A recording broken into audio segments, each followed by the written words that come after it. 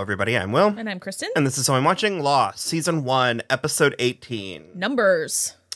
How do you feel about this one? I largely really enjoy the Hurley episodes. It's enjoyable. Yeah. And this one actually adds so much lore to the, like, whole thing. Does it? It begins it, for sure. But does anything come of it? Yeah. Okay, then maybe I just am not remembering. The numbers are the numbers. They do something.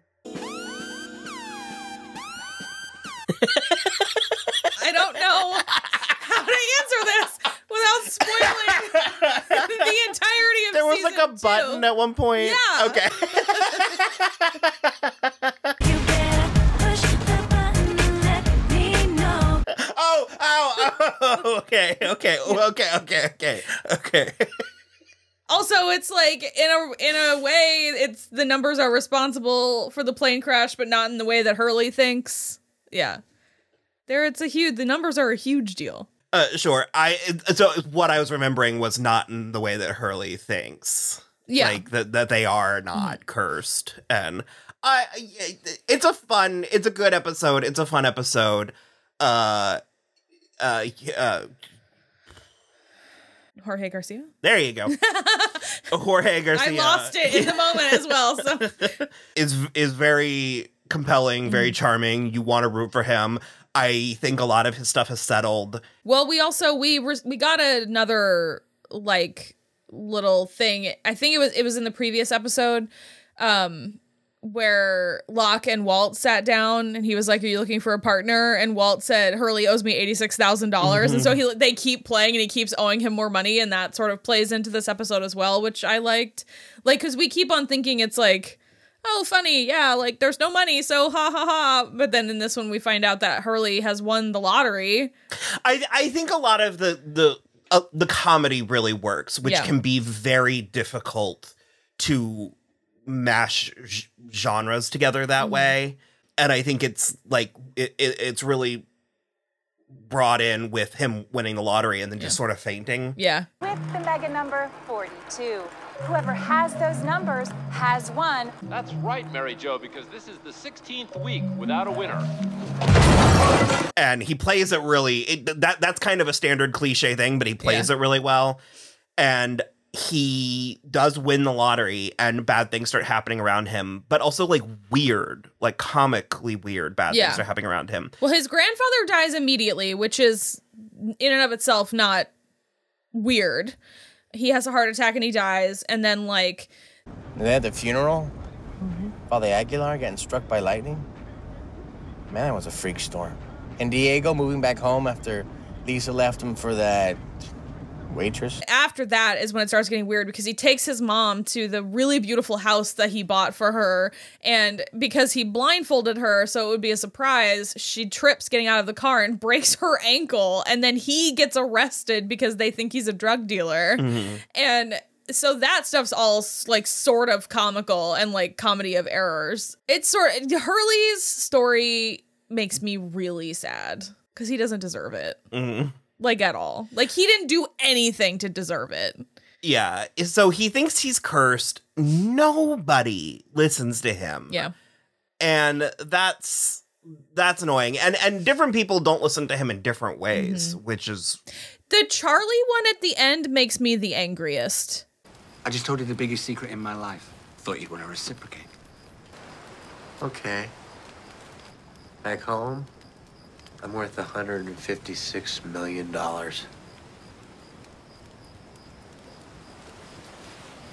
Fine, don't tell me. Dude. I bare my soul, and all I get is bloody jokes. It doesn't make me... It doesn't cross the line for me. I think it's enough in character. Yeah, it doesn't cross a line that, like, I think Charlie can't come back from, but out of all of the people in the episode that don't believe him, Charlie not believing him makes me the angriest. But because he's not speaking with the cadence of a joke. There's no reason why Charlie should think he's not being truthful. It's the juxtaposition, his behavior, because he doesn't say, I won the lottery. He said, I'm worth this much money. And it's his behavior and the way he presents. He doesn't present as a millionaire. And so that's what I mean, where it's like, and he also doesn't, like, he could have fought back and won Charlie over, and he doesn't, because that's the break he keeps getting over and over again. But I said that he doesn't deserve it, and I don't remember if that's true, because this is a slight spoiler. It's heavily, heavily implied in this episode. I don't think they state it outright. He was in that mental institution. He was like admitted to that mental institution. I don't remember why. So I feel like he might have done something that's why, but I don't remember. Yeah. So I still think he doesn't deserve all of this. Well, they talk about the curse. He thinks he's cursed. He thinks the numbers are cursed. They talk about that. And someone does say that that's a common thing. Yeah. That, like, when you win the lottery, a lot of times people think the money's cursed. That's because any sort of rapid, like sudden grand change to your life can result in things. Yeah. I don't know why I'm struggling, but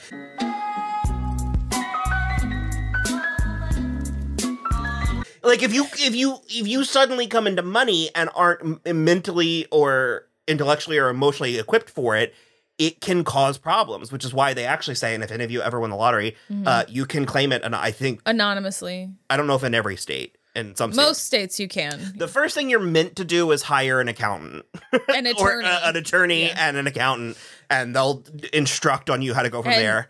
Do not tell your family. Don't tell people. Don't tell. Not until you've already established all of your stuff. But no, I don't know. I don't know how I feel about the fact that no one believes him, up to and including the woman in the Australian outback. Yeah, that she really sort of dismisses, like just hand waves all this stuff away. Curse? There's no curse. But you just told me. You think I'd still have my leg? If Sam hadn't picked the right number of beans, you think that floods wouldn't have happened, that homes wouldn't have burned down, that people wouldn't have died? Well, yeah. You make your own luck, Mr. Reyes. I don't know how I feel about it. And I think that's why this episode and this plot, including the numbers, left me a little bit. But can you ever just be whelmed? Now that you brought it to my attention, I remember it does go places within the show. Well, they're also, the numbers are woven into every aspect of the show for like the rest of its run. And even going so far as like it was Oceanic Flight 815, which are the two numbers in the middle. And so there's like, I think it pays off later, but like when you're watching it just this time, it's kind of strange. But the other thing that draws it in is that within all of Russo's papers are the numbers repeated over and over and over again. And then the very last shot of this episode is closing in on the hatch that Boone and Locke have been looking at, and the numbers are like stamped into the side of the metal hatch. So it's like, it's all there. Like it's all woven in, but at this point you don't know enough to know why or how. Russo is one of my favorite elements of the show. I liked bringing her in here and how they used her here. And I think it's important that Hurley hugged her. Thank you. Oh, God, thank you. Thank you so much.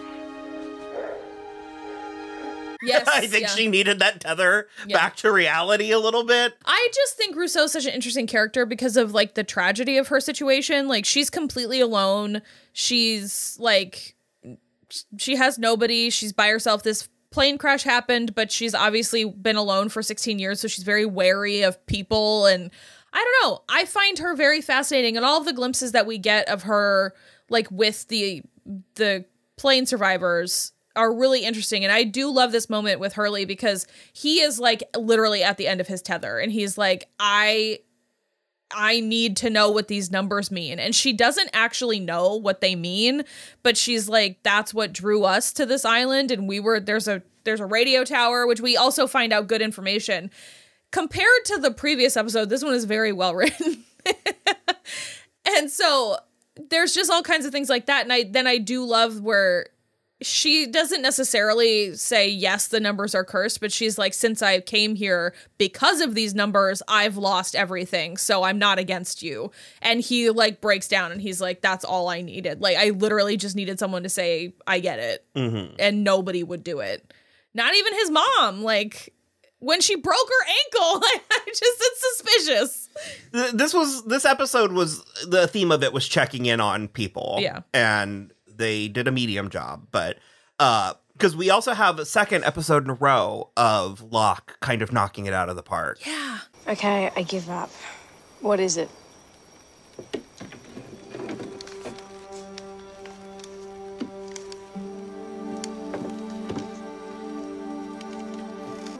It's a cradle. Happy birthday, Claire. Thank you. Okay, all of the negative... I remembered I was conflicted about Locke, Yeah. and I remember that I decided that I didn't like him, but... So much of the negativity that we've already said about Locke is based on plot to come down the line. Like, we haven't even reached there yet. And I think it's important to note that a lot of my opinion about Locke is colored by the people who like Locke. I can't with the Locke dudes. But I remember... There's plenty of women that like Locke. Are there? That's not a Venn diagram. Those are just two circles.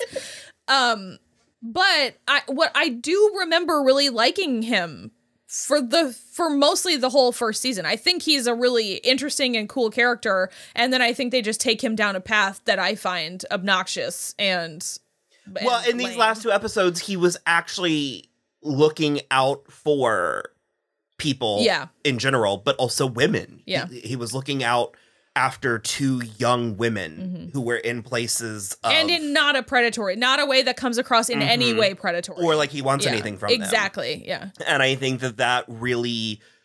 The fact that he showed kindness and guidance to Shannon and then to Claire, who, I've been begging for people to check in on Claire. And, Charlie's doing his best. I'm not going to dig him. He only has so much emotional bandwidth. Romantic feel. Like, he has an ulterior motive. I wouldn't... Give or take. I wouldn't call it that. He's compromised. Yeah, he's compromised. He's compromised.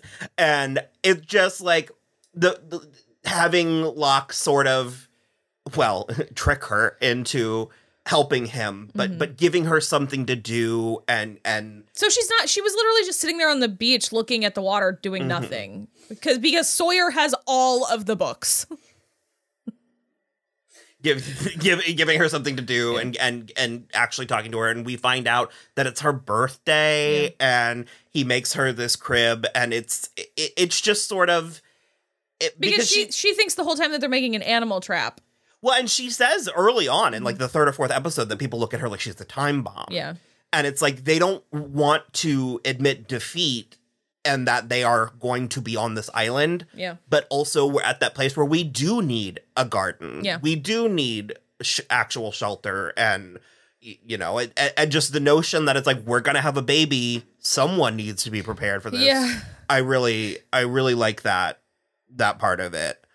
And then the boys go on that expedition to try and find Rousseau, and we get some more island hijinks. Yeah.